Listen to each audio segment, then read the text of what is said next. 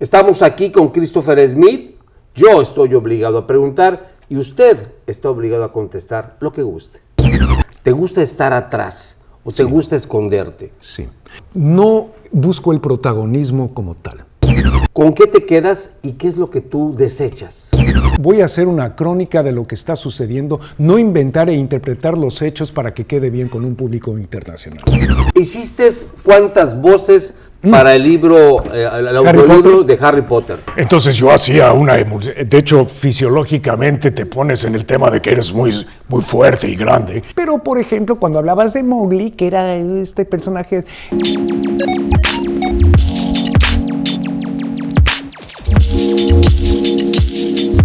¿Quién es Christopher Smith? Fíjate, Carlos, y contesto haciendo referencia a ti. Un ser, fundamentalmente, que ha querido, a través de mis talentos, dar una expansión a las personas en sus conocimientos, en su educación, en su cultura, pero sobre todo en su empatía el uno con el otro. Curiosamente me haces una pregunta que me encanta, porque ¿quién soy? Un ser, sí. Pero al que le ponemos el nombre Christopher es la decisión que hace uno con su andamio. Y mi andamio me dice, trabajemos todos por potenciar al otro individuo en reconocimiento, en honor, en integridad y respeto, para tener una sociedad mejor y tener eventualmente un mundo mejor. ¿Suena idealista? Llámame idealista. Prefiero ser eso que ser un escéptico. Te consideras un idealista, pero también un idealista que he tratado de buscar información tuya en las redes sociales y difícil de encontrar. ¿Te gusta estar atrás o te gusta esconderte? Sí. La palabra es más bien atrás, sí, esconderme no, estoy aquí, estoy presente, pero no busco el protagonismo como tal. Es como el hambre. El hambre se manifiesta aunque no la puedes ver, pero la sientes. Así es como me gusta también coadyuvar a que el otro ser se sienta parte de mi universo, si gustas verlo así, pero sobre todo que se sepa dentro del suyo. Y no estoy siendo abstracto, estoy así. Yo digo, los seres humanos tenemos estas características: sentimiento, pensamiento, acción y omisión. Pero lo que regula todo lo demás, o es el principio, es el sentimiento. Si tengo buena vibra, pienso de una forma. Si tengo mala fe, pienso de otra forma. Ese sentimiento es el que está dictaminando todo lo demás que procede. Si me agradan las matemáticas, les entiendo. Si no me gusta la gramática, jamás sabré escribir. Correcto. Para algunos mexicanos que no te conozcan, me gustaría que nos hablaras un poco de tu trayectoria. Gracias. Pero sobre todo, de lo que tú representas será tu legado. Mira, como legado, primero la trayectoria sería en la función que he ejercido profesionalmente. Por favor. Profesionalmente. He sido locutor ya durante más de 40 años. Lo que he logrado hacer con eso es, en un principio, hacer una representación de marcas. No sé si se puedan mencionar. Claro, por favor. Pero las marcas con las que he estado son, por ejemplo, Disney, Toyota, Hoteles Presidente, en algún momento Cadillac, una gran cantidad de marcas. Muchísimas. Has sido la voz de las marcas. Así es. Pero también he sido la voz de muchas corporaciones dentro de sus videos internos. Esas son diversas, pero incluyendo también varias agencias de gobierno. Por ejemplo, en alguna época, con CEPROPIE, estábamos haciendo los videos para cuando estaba México entrando en el proyecto del GATT. Se requerían muchos videos de información. Y eran videos que, por cierto, hablo perfecto inglés y no lo digo para vanagloriarme, pero servía mucho para poder tener una presencia con el público estadounidense que escuchaba estos videos. Ese inglés que dicen sin acentos, ¿no? Absolutely. We'd like to remind you this is a non-smoking flight. Y estoy ahí haciendo referencia a una compañía de aviones. ¿Quién no ha escuchado esa parte de voz cuando se sube uno a Aeroméxico? Efectivamente. ¿No? Welcome, thank you for flying Aeromexico, right? Entonces, estas compañías con las que he trabajado me han permitido tener un conocimiento social, pero también un conocimiento interno. Curiosamente, estás leyendo un texto y lo estás enunciando, pero te habla también a ti. He aprendido muchísimo a través de las lecturas que he hecho, que son laborales, pero han acabado teniendo un impacto directo en mi persona. Las empresas son diversas, como digo. También he tenido esta oportunidad con organizaciones no gubernamentales. Qué interesante. De hecho, UNICEF fue una... Con UNICEF trabajé ¿Qué hiciste con UNICEF? Con UNICEF hacía los proyectos de IAP como tal. Tenían ellos el programa de Fundación Amigos, creo que era el nombre, ahorita se me está yendo, esto tiene 25, 30 años, pero el Fondo Unido, eso era. El Fondo Unido. Sí, UNICEF con el Fondo Unido era para recabar fondos, pero también buena voluntad. Okay. ¿Sí? Porque sí, los fondos son claros, pero con lo que acabo de mencionar hace rato, la buena voluntad es indispensable, inclusive en el monto y la forma en que se sueltan los fondos. ¿Sí? Entonces eso ha sido también muy importante para mí.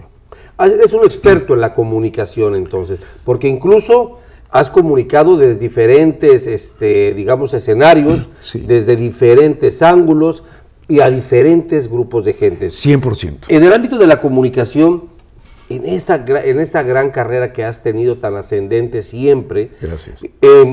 ¿Con qué te quedas y qué es lo que tú desechas? Wow. Con lo que me quedo es con los mensajes que sí han logrado transformar comportamientos constructivamente en amplias partes de la población. ¿A qué me refiero? Cuando tienes un video, por ejemplo, cuando cayeron en los terremotos. Sí. Yo fui uno de los primeros reporteros, no era mi capacidad como tal, pero soy de los que habla inglés, español, y fui de los que pude dar una información reconfortante de que México no estaba destruido. Porque había una connotación en un principio, ese 19 de septiembre, que México se había acabado. Que había caído toda la Que había caído todo. Y por cierto, como cayó la antena del Canal 5, pues sí se vio todo eso. Recordemos a Félix Sordo y demás personas que por desgracia fenecieron ahí. Pero esos primeros videos, yo tenía atrás de mí el Hospital General, pues tirado, y hablando y diciendo, sí, hay lugares de México que están en una dificultad importante, te recordemos también Tlatelolco. Sin embargo, estamos de pie, estamos funcionando y estamos regresando. Y además una cuestión muy importante, estamos organizados. A pesar de la debacle, de la catástrofe. De la debacle y catástrofe, había un entusiasmo y una proclividad para una unión. La sociedad participó. Clarísimamente, no nada más los topos, que recordaremos los topos y además fueron instrumentales, y diversos grupos de diversos países que llegaron de manera inmediata para resolver de manera práctica. Fíjate, hubo mucha libertad porque había tanta confusión. Entonces lo que había, y regresamos un poco al principio de la conversación, había confianza.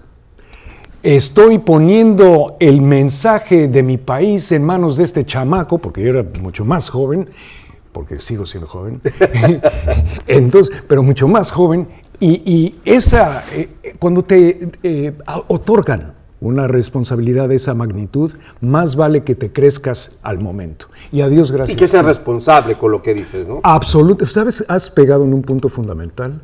Porque la responsabilidad era, voy a hacer una crónica de lo que está sucediendo, no inventar e interpretar los hechos para que quede bien con un público internacional. O con tu jefe, ¿no? O con mi jefe. No, el jefe estaba muy claro. Esto hay que tenerlo muy, cómo están las cosas. No vamos a engañar. No estamos destruidos, pero no quiere decir que no estamos lastimados. Claro.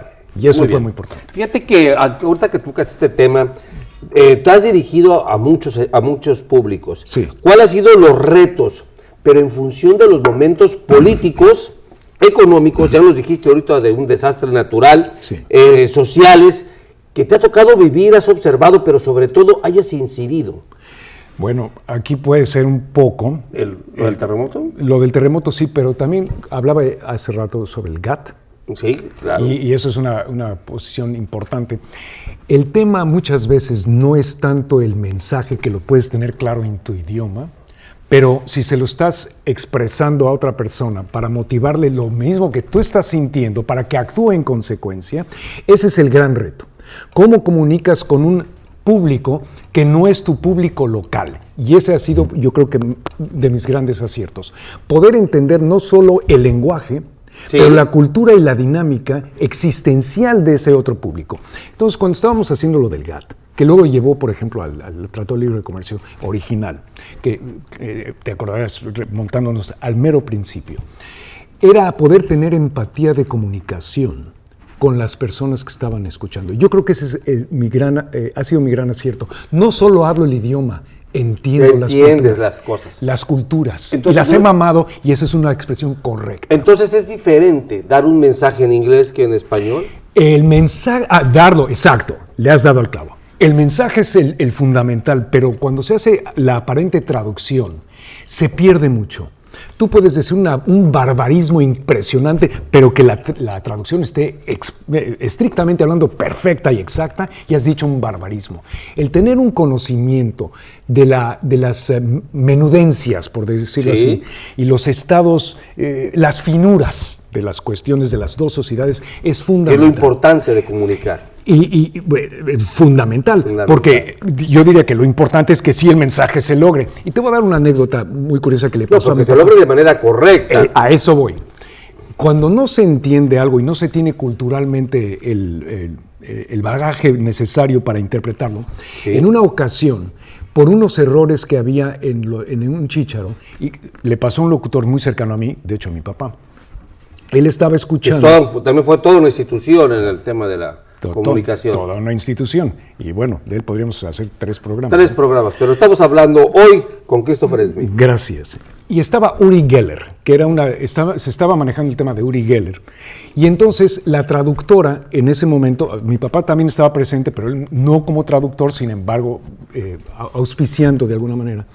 Y entonces le preguntan en inglés, le preguntan cómo le haces Uri, porque parece que haces ahí como que chanchullo. Y contesta, no, it's not sleight of hand, but it makes a lot of sense to believe so. Que es, no estoy haciendo chanchullo, pero hace sentido que lo estoy...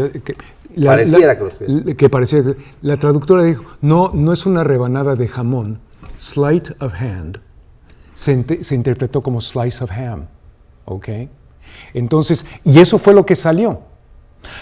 O sea, no estoy culpando, y ni mucho menos eso es lo que oyó, slice of ham, claro. Pero obviamente en un contexto así, pues no vas a hablar de que es una rebanada de jamón el que haya desaparecido. Un barbarismo, como tú decías. Es un barbarismo. Entonces, por ejemplo, ese sería un ejemplo, un muy buen ejemplo. Además, muy universal. Bueno, la pandemia, ¿tú crees que fue un antes y un después en los temas de comunicación 100%, en el mundo? 100%.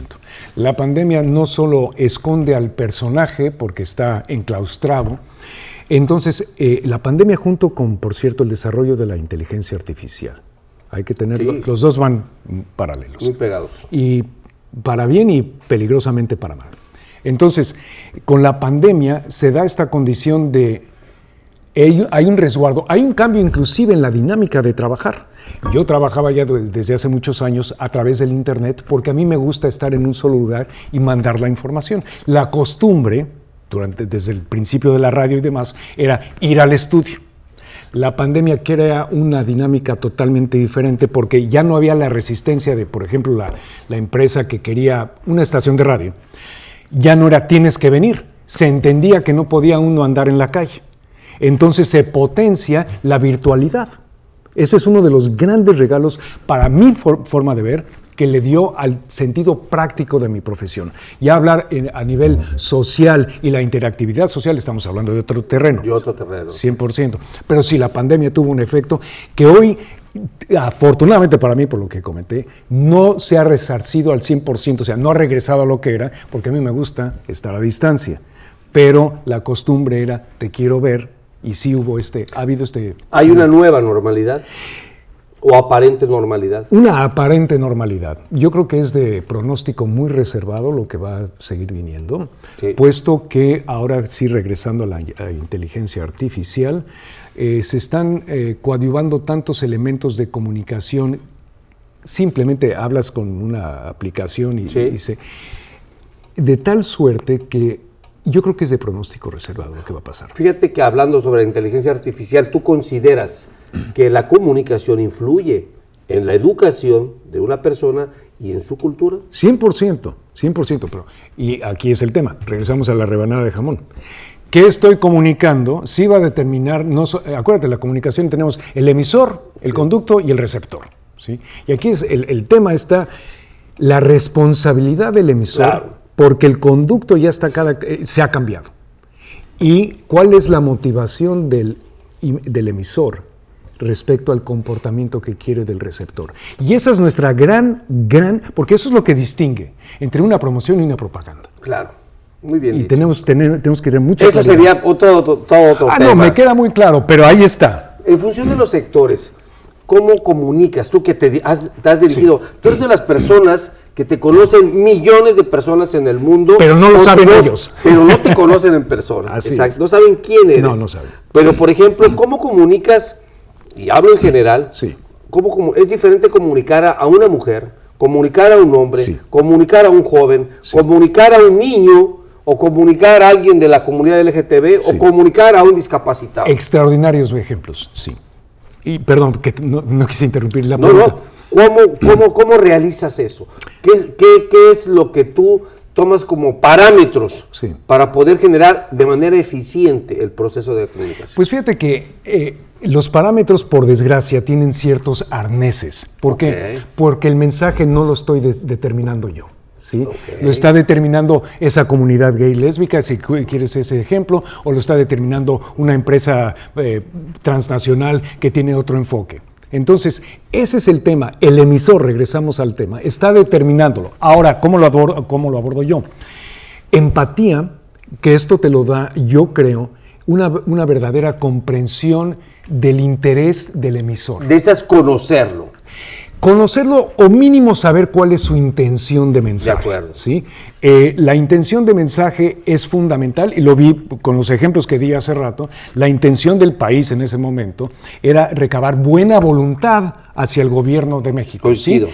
En otros casos, con lo que estás comentando, es crear una voluntad de compra, digamos, o una voluntad de donación o de pertenencia. Todo. Ahora, si te tienes como emisor del mensaje, homologar lo más posible a esa intención y luego llevarla a cabo. Y para esto es muy sencillo. Nuestros estados de ánimo nos indican qué está pasando dentro de nuestro corazón o nuestra mente en el momento.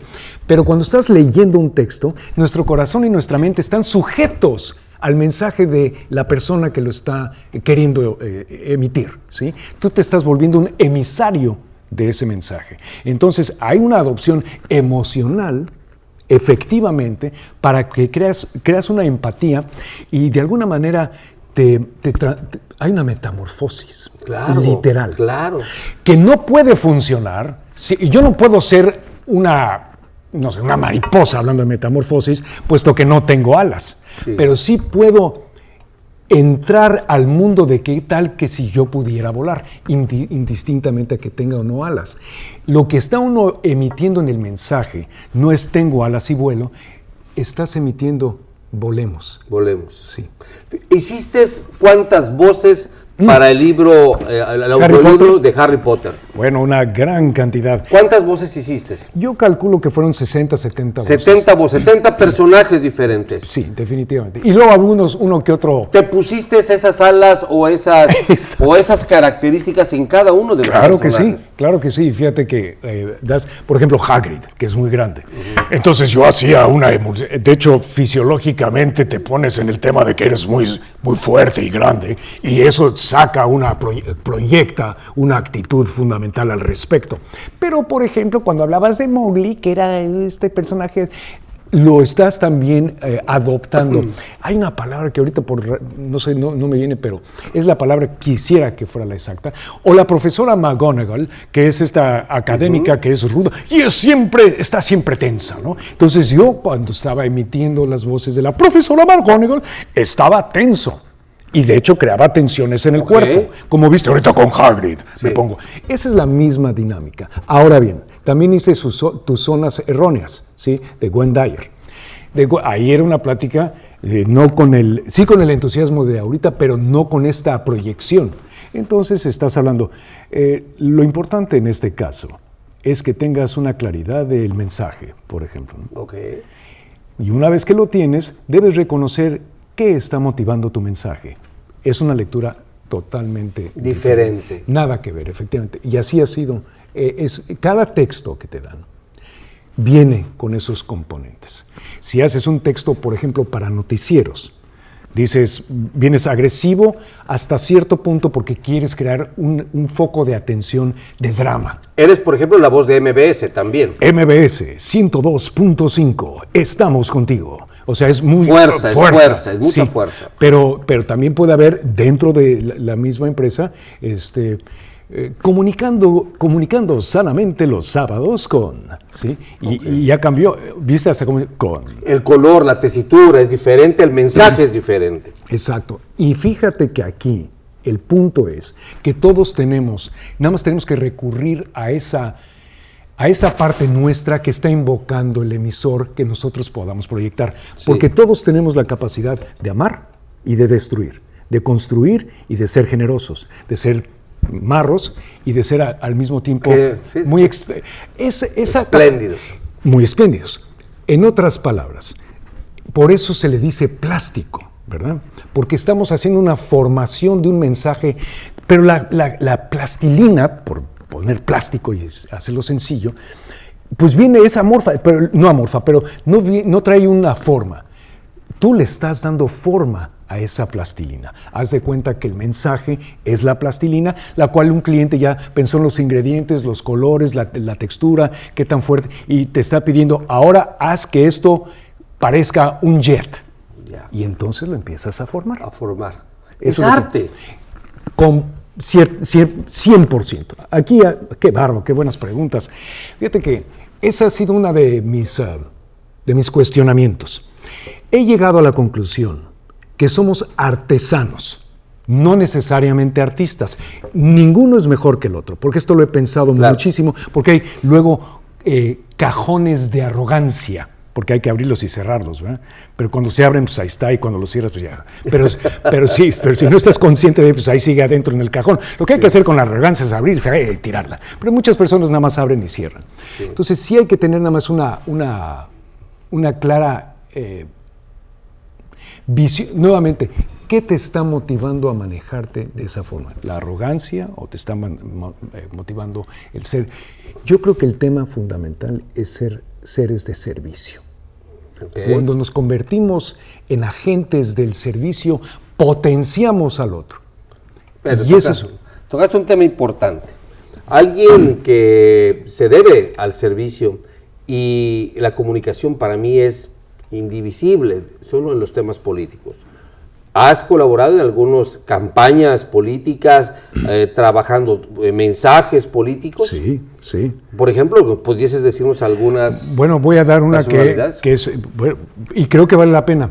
Yo fui el que estaba haciendo la campaña de Colosio. Ah, mira, sí, qué interesante. Y me acuerdo perfectamente de Lomas Taurinas y demás, pues porque aconteció de repente, pero sí, estaba yo haciendo precisamente la campaña de él. Y eso fue una campaña que se estaba manejando como es normal. Primero vas tranquilito para luego colocar todo el paquete y luego, pero nunca salió. ¿Cuál es tu opinión sobre los mensajes políticos? Bueno, la opinión de mi mensaje político tiene más que ver con mi opinión de la persona que lo escribió y el político que pretende dar el mensaje. ¿Okay? Para mí ese es el tema. A ver, un ejemplo. Te voy a poner una dinámica. Venga. Dame un ejemplo de mensaje de Andrés Manuel López Obrador. ¿Manejando qué tipo de cuestión? No sé. ¿Qué te genera a ti Andrés Manuel López Obrador? Bueno, pudiéramos decir que estamos haciendo las cosas bien y tenemos una infraestructura que está trabajando. Ese sería el mensaje. El mensaje. Por ejemplo, pienso en el Tren Maya. ¿Sí? Sí. Se está derivando un trazo a través de la selva con el objetivo de unir a dos comunidades y las comunidades intermedias. ¿Sí? Okay. Ese es el meollo. Pero ¿a qué costo? Entonces dice uno, ahí está el tema. Ahí es donde, sí. Biden, un mensaje que dijera Biden, por ejemplo. Qué curioso que me encanta que estés manejando el tema de la política. Bueno, Biden, regresando a la intención, creo que es un ser fundamentalmente bien intencionado, pero que ha tenido en su contra el estigma de su momento biológico en la vida. Entonces, no hay mucho que hacer con esa parte biológica, ¿verdad? Todos estamos donde estamos y así será y simplemente nos vamos a hacer mayores. Creo que ahí ha habido, cuando uno da el mensaje, el emisor, el receptor, en este caso los pueblos, ya traen un sesgo. Ese es el problema. Y también para Andrés o para quien fuera. El pueblo trae un sesgo. Entonces, y el sesgo no lo creó el pueblo. El problema es que el sesgo lo creó el emisor. Entonces, el que divide por obligación, por evidencia lógica, crea conflicto. Entonces, para mí es muy claro. Biden, o si fuera en este caso, pues regresa Trump, lo que fuera, los mensajes a los que deberían de estar sujetos por el servicio, que es lo que hemos hablado, es a la unión de la sociedad por el bien común para ser un estandarte de inspiración, de servicio y para potenciar a otros pueblos no tan afortunados, hablando por ejemplo de este lugar. Okay. Yo creo que ese es el objetivo que debemos de tener todos los gobiernos en todo. Vamos a jugar un ping-pong, ¿te parece? Yo te digo una palabra y tú me contestas otra, ¿te parece? Amor. Dicha. Felicidad. Alegría. Desastre. Zozobra. Compromiso. Un honor. Honor. De verdad que es increíble platicar contigo, Christopher Smith, y ayúdame a terminar esta frase, por favor. Yo, Christopher Smith, quiero ser recordado como un ser que hizo bien y coadyuvó al bien de los demás seres en mi planeta. Señor, es un placer. El placer es todo mío, Carlos, quiero decirte. Me ha encantado la forma en que has mandado tu energía, la parte del emisor luego con las palabras, con los pensamientos que me motivaron esas palabras. Entonces yo me siento, número uno, reconocido, pero ante tu persona, muchas gracias. Para con la mía. Eso me quedó. Es un honor. Soy Carlos Fabre y nos vemos en la próxima.